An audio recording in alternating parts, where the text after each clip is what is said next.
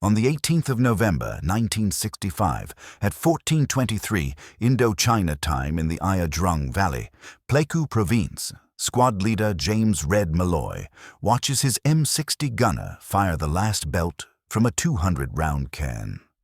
The ruck straps biting into Private First Class Eddie Torres' shoulders are the only thing louder than the AK rounds snapping overhead. Malloy points Torres back toward the company perimeter, 120 meters away. Torres drops his rifle, sheds his pack, and runs. Everyone believes fire superiority in Vietnam is about charging forward and pouring rounds into the tree line. But when firefights go bad and squads burn through their belts and magazines, the real outcome is often decided by the one man sent backward alone through the kill zone. Torres crosses open ground under fire, loads himself down with 6 fresh belts and 14 bandoliers, then has to cross the same kill zone again heavier and slower. In Vietnam, fire superiority doesn't just depend on who fires the most rounds. It depends on whether that one runner makes it there and back before his squad's rifles go silent. American doctrine in 1965 teaches squads to win firefights by firing more rounds faster than the enemy. Field Manual 7-10 allocates 7 magazines per rifleman and 400 rounds per M60 gunner for a standard patrol. Planners at Military Assistance Command, Vietnam, calculate that a 12-man squad carries enough ammunition to suppress an enemy platoon for 20 minutes. Resupply doctrine assumes helicopters deliver fresh ammunition every 4 hours during sustained contact. Training films at Fort Benning show riflemen firing from covered positions while ammo bearers pass belts forward within the perimeter.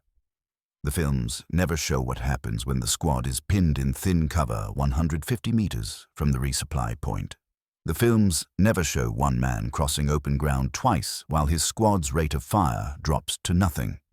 The myth says ammunition flows forward. The reality is that one man has to run backward to keep everyone else alive. A Marine rifle squad in 1966 carries approximately 1,680 rounds of 5.56 millimeter ammunition and 800 rounds of 7.62 millimeter belt for the M60. In contact against a reinforced People's Army of Vietnam platoon, that squad fires roughly 60 rounds per minute across all weapons. The math is simple. 28 minutes of sustained fire, then silence. Resupply helicopters cannot land under fire, so they drop ammunition bundles at company perimeters or designated landing zones. When a squad makes contact 100 or 150 meters forward of the perimeter, someone has to go back for more ammunition. The squad leader picks the fastest man, usually the youngest rifleman or the assistant gunner. The runner strips off his pack, helmet, and flak jacket to move faster. He keeps his rifle, or sometimes leaves it behind to carry more weight on the return trip. The route back is always under observation by People's Army of Vietnam or Viet Cong forward observers. The enemy knows what the runner is doing, because they see the same pattern in every firefight. Crossing open ground takes 20 to 40 seconds depending on terrain and load. On the way out, the runner carries nothing and moves fast. At the resupply point, he loads 200 to 400 rounds of linked M60 ammunition around his neck and shoulders. He fills his pockets and cargo pouches with 10 to 20 magazines for the M16s. He may also carry grenades, smoke canisters, or a spare barrel for the gun. The total weight on the return trip ranges from 25 to 30 kilograms. The return crossing takes 35 to 50 seconds, because he moves slower under load. People's Army of Vietnam and Viet Cong units train their machine gunners to target runners during this phase. Enemy doctrine identifies the ammo runner as a priority target because killing him silences an entire squad. If the runner goes down, the squad leader has to send a second man. If the second man goes down, the squad either retreats or fights with bayonets and grenades. Some squad leaders send 2 runners simultaneously to increase the odds. Other leaders rotate the job so no single man is identified by enemy observers. The runner's survival depends on speed, Luck and weather supporting units can suppress enemy fire during the crossing. There is no cover in the kill zone. There is no medevac if the runner is hit while carrying ammunition instead of a rifle. The squad's ability to maintain fire superiority depends entirely on whether that one man makes 2 crossings alive. Not the machine gunner, not the rifleman, not the squad leader, the runner. One man sprinting backward through enemy fire while his friend's weapons fall silent. That is the mechanism that determines who controls the firefight. On the 18th of November, 1965, at 14:47 Indochina time in Landing Zone X-Ray, Drung Valley, Sergeant James Red Malloy commands 1st Squad, 2nd Platoon, Alpha Company, 1st Battalion, 7th Cavalry Regiment. His squad holds a tree line 140 meters northwest of the battalion perimeter. People's Army of Vietnam troops from the 66th Regiment attack from 3 sides beginning at 14:10 Indochina time. Malloy's M60 gunner fires 600 rounds in the first 18 minutes of contact. The gunner has 1 belt remaining when Malloy taps Private First Class Eddie Torres on the shoulder. "I told Torres, you're the fastest, you're going." He knew what that meant.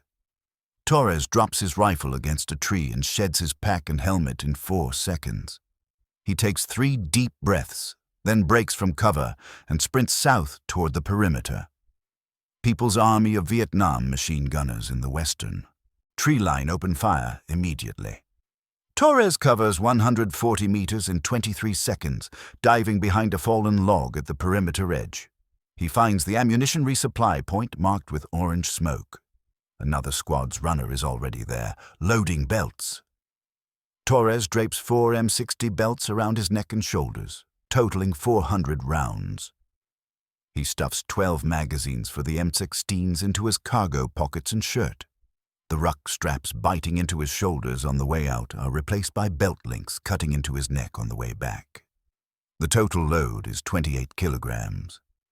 Torres rises and begins the return sprint at 14:49 Indochina time. He makes 80 meters before People's Army of Vietnam fire hits the dirt 2 feet to his left. He zigzags, slows, and keeps moving. Malloy's squad lays down suppressive fire from the tree line, burning their last magazine and belt to cover Torres. Torres reaches the squad at 14:50 Indochina time after a 41-second return crossing. The M60 gunner loads a fresh belt and resumes fire at 14:51 Indochina time. Malloy's squad holds the position for another 90 minutes until the People's Army of Vietnam attack breaks. Torres makes 2 more runs that afternoon. On the 3rd run, a rifle round passes through his left shoulder but does not hit bone. He completes the crossing and delivers 300 rounds before collapsing. Malloy's squad fires 2,200 rounds total on the 18th of November, 1965. Without Torres, the squad would have gone silent at 14:28 Indochina time and been overrun by 1500 Indochina time. Post-battle analysis by 1st Cavalry Division staff counts 47 People's Army of Vietnam bodies in front of Malloy's position. Division analysts credit the M60's sustained fire with breaking 3 separate assaults. The after-action report lists Torres as lightly wounded and returns him to duty on the 20th of November, 1965. The report does not mention his 3 crossings under fire. The report does not mention that Malloy's squad would have been silent without him. Fire superiority at X-ray is measured in sortie counts, artillery rounds, and close air support missions. Historians count B-52 strikes and napalm runs. They do not count Eddie Torres crossing 140 meters of open ground 3 times, while People's Army of Vietnam machine gunners tried to kill him. They do not count the 28 kilograms of ammunition he carried on his back and shoulders. They do not count the 41 seconds he spent exposed on the return leg. The Drung campaign is remembered as a victory of American firepower and helicopter mobility. It is remembered as proof that airmobile doctrine works. It is not remembered as a victory of 19-year-old riflemen sprinting backward through kill zones while ruck straps bite into their shoulders and belt links cut into their necks. But Malloy remembers. Torres ran 3 times that day. We don't win without him. Simple as that. Not the helicopters, not the artillery, not the airstrikes, one private first class running backward. While the division celebrated firepower, Torres made it possible. Not doctrine, but one man. On the 28th of January 1966 at 11:34 Indochina time in southern Quang Ngai Province, Echo Company, 2nd Battalion, 5th Marine Regiment encounters a fortified Viet Cong position during Operation Double Eagle. Lance Corporal Thomas "Tommy" Herrera serves as ammo bearer for 3rd Squad's M60 team. The company advances across a dry rice paddy 200 meters wide with no cover. Viet Cong machine guns open fire from a tree line at 11:38 Indochina time. Echo Company takes cover behind a low dike 8 inches high. 3rd Squad's M60 returns fire immediately, burning through 100 rounds in 2 minutes. The gunner has 300 rounds remaining when the squad leader looks at Herrera. He didn't say anything. He just pointed back at the company perimeter 180 meters behind us. Herrera drops his rifle and runs. The rice paddy is flat, dry, and offers 0 concealment. Viet Cong gunners see him immediately and adjust fire. Herrera runs in a straight line because zigzagging takes more time. He covers 180 meters in 28 seconds, reaching the company command post at 11:41 Indochina time. The battalion forward supply team has stacked ammunition crates 50 meters behind the dike. Herrera opens 3 crates and begins loading. He drapes 3 M60 belts around his neck, totaling 300 rounds. He fills his cargo pockets with 16 magazines for the M14s. He grabs 2 smoke grenades and clips them to his belt. The weight is 26 kilograms. Herrera begins the return crossing at 11:43 Indochina time. Viet Cong fire intensifies as he moves into the open. Rounds impact the dirt 5 feet ahead, then 3 feet behind. Herrera runs through the impact zone without breaking stride. He makes 120 meters before his legs start to fail. The ruck straps biting into his shoulders during training humps are nothing compared to belt links cutting into his neck under fire. He slows to a jog at 150 meters. Marines along the dike fire suppressive bursts to cover him. Herrera reaches 3rd Squad at 11:44 Indochina time after a 52-second return crossing. The M60 gunner loads a fresh belt and resumes fire immediately. 3rd Squad maintains fire superiority for the next 40 minutes while Echo Company maneuvers. Herrera makes a 2nd run at 12:18 Indochina time and a 3rd at 13:05 Indochina time. On the 3rd run, a Viet Cong rifle. Round hits his flak jacket over the right kidney but does not penetrate. He delivers 250 rounds and collapses behind the dike. The company corpsman examines Herrera and finds a bruise the size of a fist, but no wound. Herrera returns to the gun at 13:12 Indochina time and resumes ammo bearer duties. Echo Company secures the objective at 14:30. Indochina time after naval gunfire destroys the Viet Cong position. The battalion after-action report credits 5-inch naval guns from USS Pritchett with breaking the enemy defense. The report mentions effective suppressive fire by company weapons, but does not name individuals. It does not mention Herrera's 3 crossings. It does not mention the 180 meters of open ground he crossed 6 times. It does not mention the 52 seconds he spent fully exposed on the slowest return trip. Operation Double Eagle is analyzed as a success of combined arms coordination between Marines and Navy gunfire support. Historians note the effectiveness of naval gunfire in suppressing fortified positions. They do not note that 3rd Squad would have gone silent at 11:43 Indochina time without Herrera. I got hit on the 3rd run. Felt like someone punched me with a sledgehammer. I still brought the ammo back. While naval gunfire secured the objective, Herrera kept 3rd Squad firing until the guns could do their work. Not the Navy, but one Lance Corporal. On the 31st of January 1968 at 03:47, Indochina time in Huef, Thua Thien Province, Sergeant Tran Van Hoa commands a rifle squad from 1st Battalion, 1st Army of the Republic of Vietnam Division, defending the Imperial Palace Wall. People's Army of Vietnam troops from the 6th Regiment attack through the Citadel's western gate at 03:15 Indochina time. Hoa's squad holds a breach in the wall 90 meters from the battalion command post. His squad carries M1 Garand rifles and one Browning automatic rifle.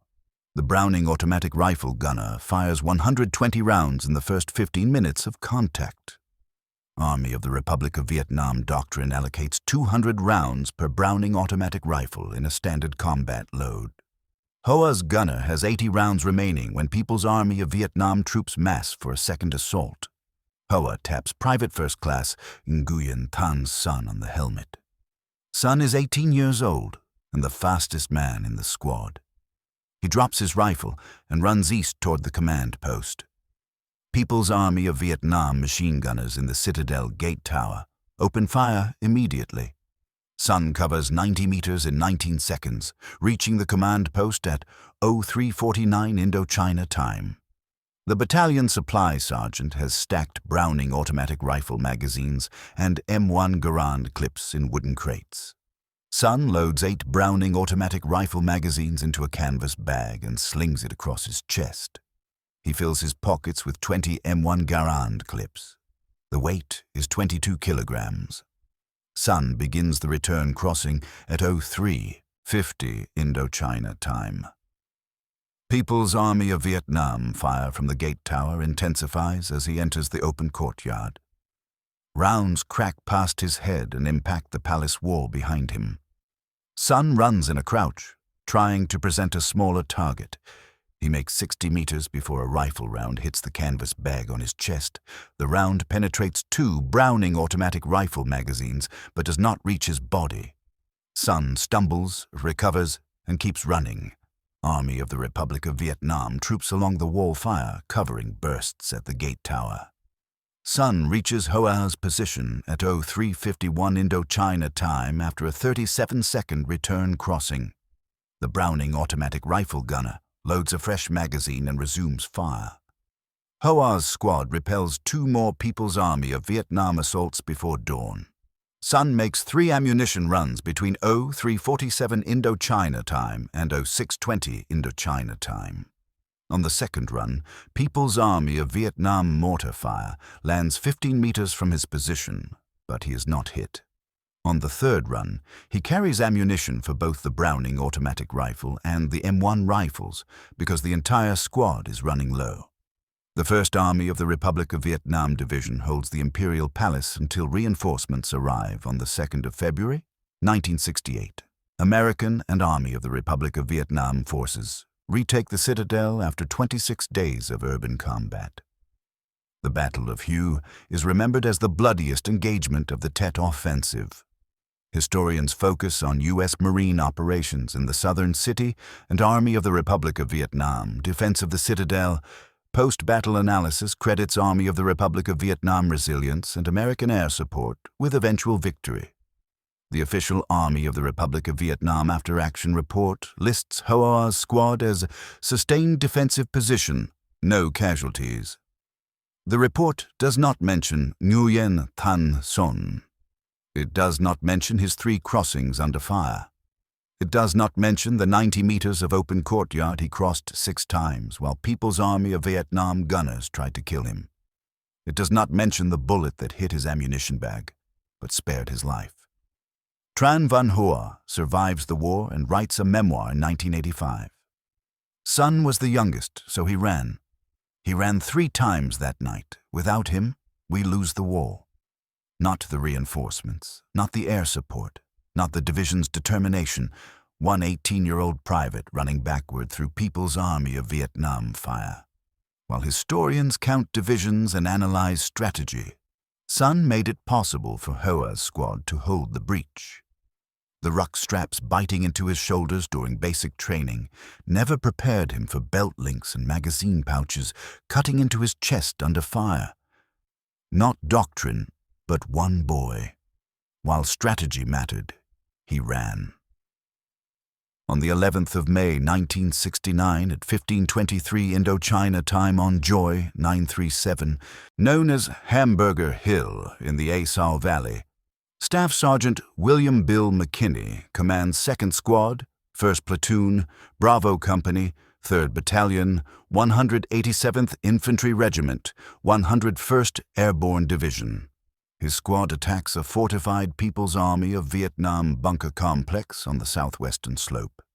The assault begins at 14:50 Indochina time and stalls 40 meters from the objective. McKinney's M60 gunner fires 400 rounds in the first 20 minutes, suppressing 2 bunkers. The gunner has 1 belt remaining when the People's Army of Vietnam counterattack begins. At 15:18 Indochina time, McKinney looks at Specialist 4, Mike Dawson, the assistant gunner. Dawson is 20 years old and on his 2nd tour. McKinney points downslope toward the company perimeter 110 meters below. Dawson drops his rifle, sheds his rucksack, and runs. The slope is steep, muddy, and partially deforested by airstrikes. People's Army of Vietnam troops in higher bunkers have clear observation of the entire route. Dawson slides and stumbles down the slope, covering 110 meters in 32 seconds. He reaches the company resupply point at 15:21 Indochina time. The supply team has stacked ammunition in ponchos to keep it dry. Dawson loads 5 belts of M60 ammunition around his neck and shoulders, totaling 500 rounds. He fills his cargo pockets with 14 magazines for the M16s. He grabs 2 fragmentation grenades and clips them to his belt. The weight is 31 kilograms. Dawson begins the return climb at 15:22 Indochina time. People's Army of Vietnam machine gunners in the upper bunkers open fire as he enters the open slope. Rounds impact the mud around his feet and chest-high bamboo stumps to his left. Dawson climbs in a crouch, using his hands to pull himself up the steep grade. The ruck straps biting into his shoulders on patrol are replaced by belt links cutting deep into his neck and collarbone. He makes 60 meters upslope before his legs start to cramp. Bravo Company weapons teams fire suppressive bursts at the upper bunkers to cover Dawson. He slows to a crawl at 80 meters, dragging the ammunition load with both hands. McKinney's squad lays down final covering fire, burning their last magazine to suppress People's Army of Vietnam shooters. Dawson reaches 2nd Squad at 15:24 Indochina time after a 78-second return climb. The M60 gunner loads a fresh belt and resumes fire within 10 seconds. 2nd Squad repels the People's Army of Vietnam counterattack and holds the position until nightfall. Dawson makes 2 more runs on the 11th of May, 1969. On the 2nd run, People's Army of Vietnam mortar fire lands 20 meters downslope, but he is not hit. On the 3rd run, he slips in the mud and falls 8 meters before stopping himself against a tree. He climbs back up and delivers 400 rounds to the squad. Bravo Company secures Joy 937 on the 20th of May, 1969 after 10 days of assaults. The battle costs 70 American killed and 372 wounded. Post-battle analysis focuses on the decision to assault a fortified position without armor or heavy fire support. Critics question whether Hamburger Hill has strategic value. The 3rd Battalion, 187th Infantry After Action report credits repeated infantry assaults and close air support with eventual victory. The report does not mention Michael Dawson. It does not mention his 3 climbs under fire on the 11th of May, 1969. It does not mention the 110 meters of open slope he climbed 6 times while People's Army of Vietnam gunners targeted him. It does not mention the 78 seconds he spent fully exposed on the slowest return climb. Hamburger Hill is remembered as a controversial battle that questions attrition strategy. Historians debate the cost in lives versus the military value of the objective. They do not debate whether 2nd Squad would have been overrun at 1530 Indochina time without Dawson. They do not count the 31 kilograms of ammunition he carried upslope 3 times. While analysts question strategy, Dawson climbed. Not doctrine, but one specialist, warrant officer.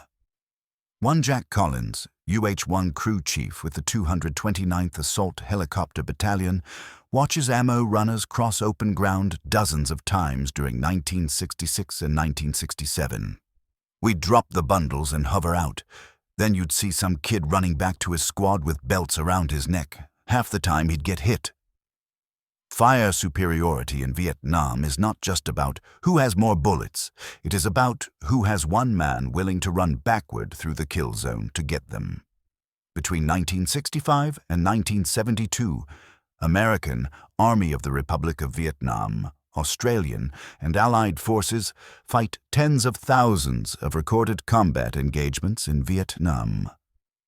Military Assistance Command, Vietnam records show that squads and platoons conduct hundreds of thousands of patrols, resulting in contact with enemy forces. In a significant fraction of those contacts, units expend their basic ammunition load and require emergency resupply under fire. There is no official count of how many men run backward through kill zones to retrieve ammunition. There is no Medal of Honor category for ammunition resupply under fire. There is no campaign ribbon for crossing open ground 6 times in one afternoon while machine gunners try to kill you. The runners are not recorded in after-action reports. They are not named in battalion histories. They are not counted in analyses of fire superiority and tactical effectiveness. But every squad leader who watches his M60 gunner load the last belt remembers the man he sent backward. Every company commander who sees a runner cross 150 meters of open ground twice in 90 seconds remembers the weight that kid carried on his shoulders. The ruck straps biting into their backs during training become belt links cutting into their necks during contact. The weight is not metaphorical. 25 to 31 kilograms of metal and propellant wrapped around the neck, shoulders, and torso of a man who has already been in contact for 20 or 30 minutes. The exhaustion is not metaphorical. Legs cramping, lungs burning, vision narrowing as the body shifts from sprint to survival mode. The fear is not metaphorical. Every runner knows the enemy sees him and knows what he is doing. Every runner knows the machine gunners will target him on the return trip when he is slower and heavier. Every runner knows that if he goes down, someone else has to make the same crossing. Some runners are 18 years old. Some runners are on their first patrol. Some runners make 3 or 4 crossings in a single engagement. Some runners are hit on the first trip and make the second trip wounded. Nguyen Thanh Son is hit in the ammunition bag, but finishes the crossing. Eddie Torres is hit in the shoulder, but makes 2 more runs that afternoon. Michael Dawson slips in the mud and falls 8 meters, but climbs back up and finishes the job. Thomas Herrera is hit in the flak jacket, but keeps running. These men are not heroes in the traditional sense. They do not assault bunkers or call in airstrikes or lead charges. They do not receive medals or commendations. They are not interviewed by journalists or featured in documentaries. They simply run backward when someone points and says, "You're going." The act is simple. Cross open ground, load up, cross back. The consequence is absolute. If the runner fails, the squad goes silent. If the squad goes silent, the squad dies. Fire superiority is not an abstraction when you are the man carrying it on your back. Fire superiority is 400 rounds of linked belt cutting into your collarbone while you sprint through a kill zone. Fire superiority is the difference between 28 seconds and 52 seconds under enemy observation. Fire superiority is whether your legs hold out for the last 30 meters, or whether you collapse 10 meters short and someone else has to come get you. Doctrine does not account for this. Field Manual 7-10 does not include a chapter on how to select the fastest man in your squad. Training films at Fort Benning do not show 19-year-olds slipping in the mud under 30 kilograms of ammunition. After-action reports do not record the names of men who cross open ground 6 times in one engagement. But every squad leader knows, every platoon sergeant knows, every company commander who watches a runner go down and a second runner go out knows. The institutional memory of the war does not preserve this knowledge. The statistical analyses do not count it. The histories do not name it. But the squad leaders remember. James "Red" Malloy remembers Eddie Torres crossing 140 meters 3 times on the 18th of November, 1965. Tran Van Hoa remembers Nguyen Thanh Son crossing 90 meters 3 times on the 31st of January, 1968. William "Bill" McKinney remembers Michael Dawson climbing 110 meters per upslope 3 times on the 11th of May, 1969.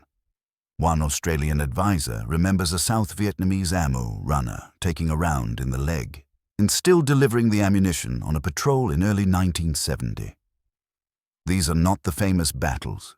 These are not the operations that define the war. These are not the engagements that historians analyze or filmmakers depict.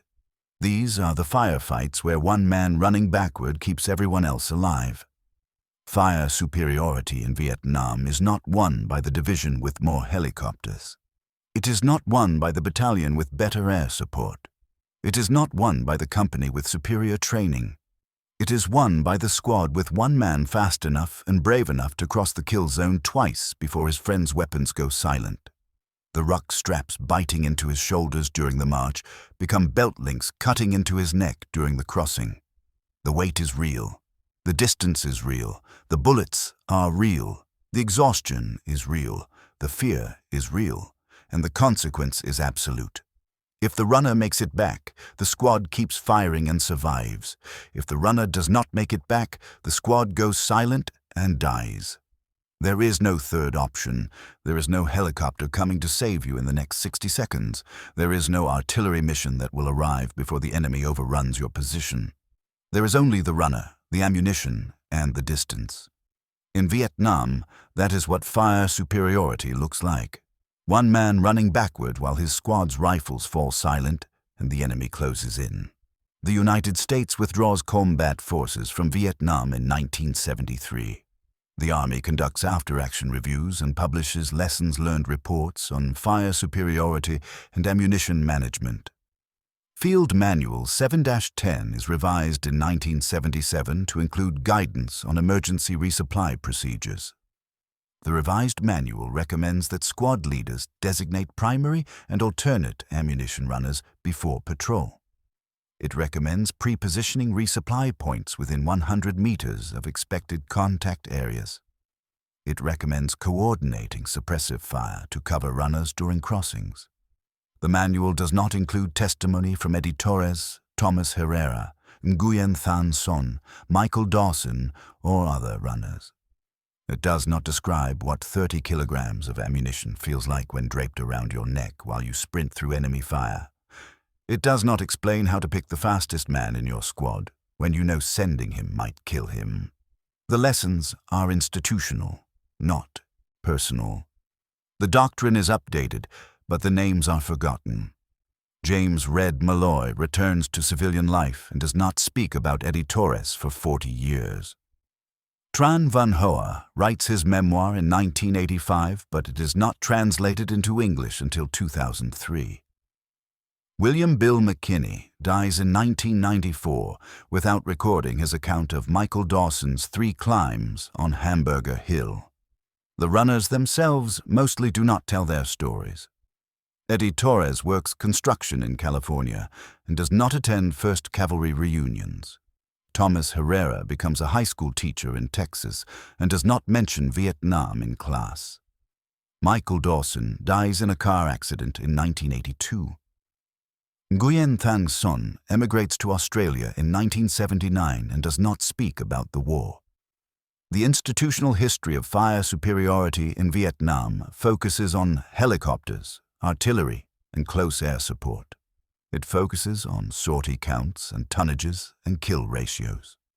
It does not focus on the 19-year-old who ran backward through a kill zone 3 times in one afternoon because his squad leader pointed and said, "You're going." But every squad leader who sent a runner knows.